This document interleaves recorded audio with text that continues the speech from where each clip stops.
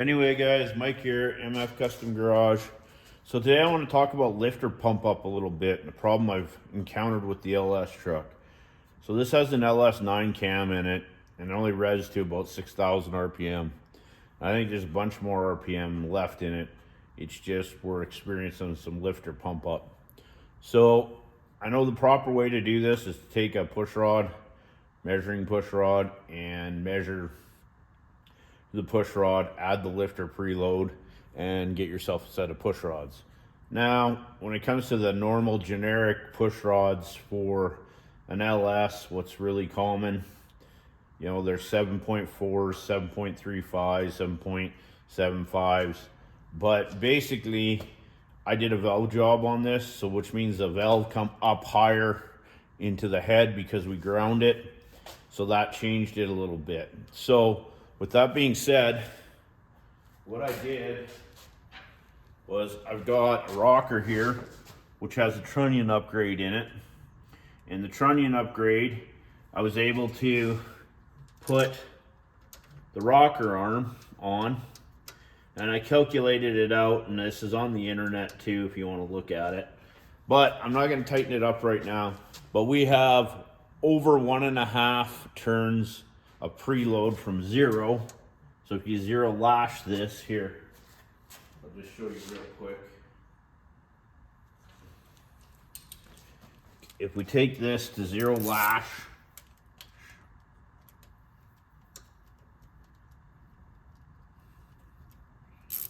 so there we're right at zero lash, and if I tighten it up right now, that would be a half turn, a full turn, 1.5, and then we're down, but then we got to torque it. So it's about 1 3/4 turns. So you go to the internet and calculate that out, guys.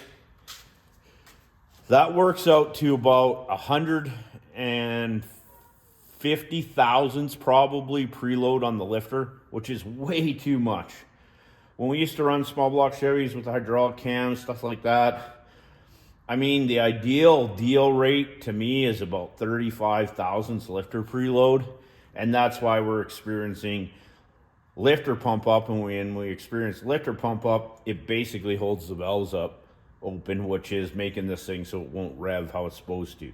So we're going to go to from a 7.4 push rod to a 7.35 push rod. We're going to take 50 thou out and see what that does, because that's just kind of the common push rod, and then go from there. So with that being said, I just want to show you guys something real quick.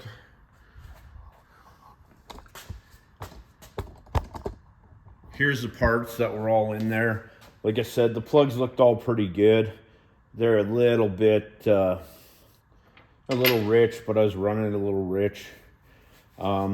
All that seemed to look fine. It just won't, like I said, it just won't rev like it should, and it's because of lifter preload. So I'm going to go over here. I'm going to walk you guys over here, and I'm just going to show you on this whiteboard a little bit about lifter preload. So I have made a rough sketch here of how lifter works. And so this would be the lifter body and your roller down here. And this would be your lifter plunger. And then there's a couple things in here like a check valve and all that kind of stuff. But I'm not going to get into all that. If you want a really good, the oil pressure chutes in here, which ultimately builds a hydraulic cushion in here to take up slack in the valve train and everything else. Now, if at 40 thousandths preload, the lifter was sitting here, it gives you a whole lot of hydraulic cushion in there. It also gives you a lot of room to move it, and like I said, you get more of a cushioning effect, shocking effect as the oil comes in, and even with RPM as it's going up and down, to not pump up quite as bad. Now, if your oil comes in and you've got it, the bottom of this, we'll just quickly draw it in here, and it was down here. Now you don't have as much cushion, so you don't have as much shock absorption down in here, the way it kind of works. And now a lot of guys will say, well, you could run it with this much preload on it, And I've heard guys running it almost at the bottom, but I've never myself had any luck like this. And I've run a lot of hydraulic lifters on a lot of hydraulic cams, especially in small block Ford applications and all things like that, small block Chevy, over the years. And the more this is down, in my opinion, and maybe some guys' other opinions are different, but you have more chance of lifter pump up. Or, yeah, lifter pump up, which ultimately pushes on the push rod and opens the valve. So if you run it at 40 thousandths up here, 30 to 40 thousandths, more oil gets in here, tends to give it more of a cushion.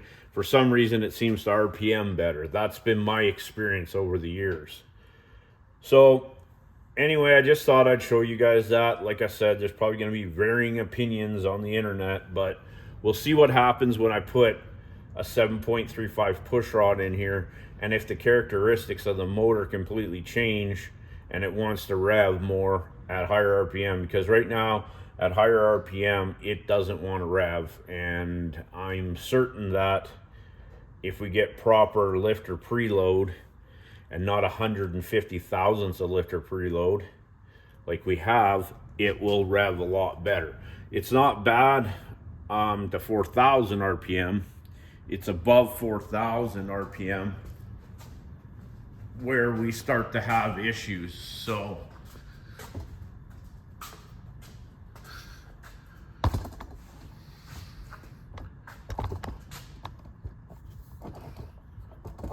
anyway, guys, that's just something I thought I'd bring to your guys' attention and show you what's going on there.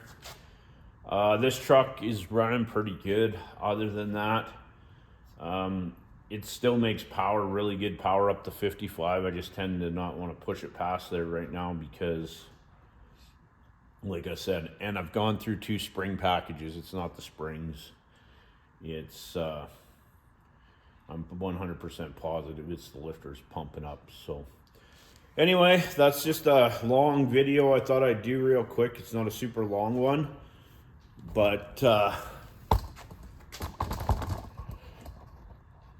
anyway, with that being said, we haven't done a whole lot of long videos lately, but we're going to keep plugging away. And thanks for watching this, and I hope maybe you'll get something out of it. And like, share, subscribe, ring the bell, do all that stuff. Mike out. We'll catch you on the next one. Thanks. Bye.